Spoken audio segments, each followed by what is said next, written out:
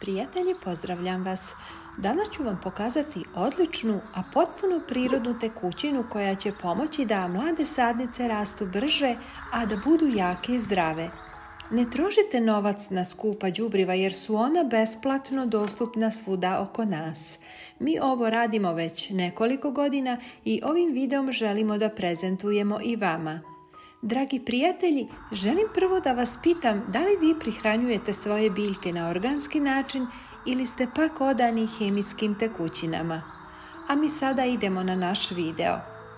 Na brz, jednostavan i jeftin način, a organski i prirodan, uzgojite vaše sadnice koje će biti jače i zdravije.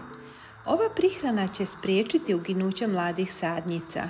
Sa ovom tekućinom prihranjivanje vršite svakih 15 dana i vaše biljke će biti zdrave, snažne i produktivne.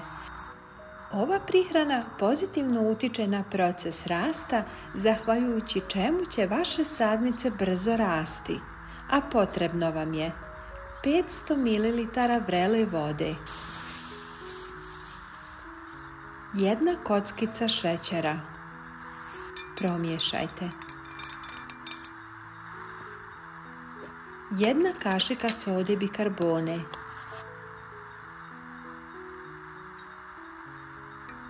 1 kafena kašika suvog kvasca. Ostavite ovu tekućinu da odstoji 1 sat. Zatim dobro promiješajte i razrijedite ovu tečnost sa 5 litara vode. Sa njom možete prihranjivati vaše biljke, zaliti zemlju, pa čak i prskati sjeme nakon sjetve. Kao što sam vam već i napomenula, ovu prihranu koristite svakih 15 dana. Dragi prijatelji, bit će nam drago da se pretplatite na naš kanal i ovaj video pošaljete i vašim prijateljima na društvenim mrežama. Hvala vam puno na tome.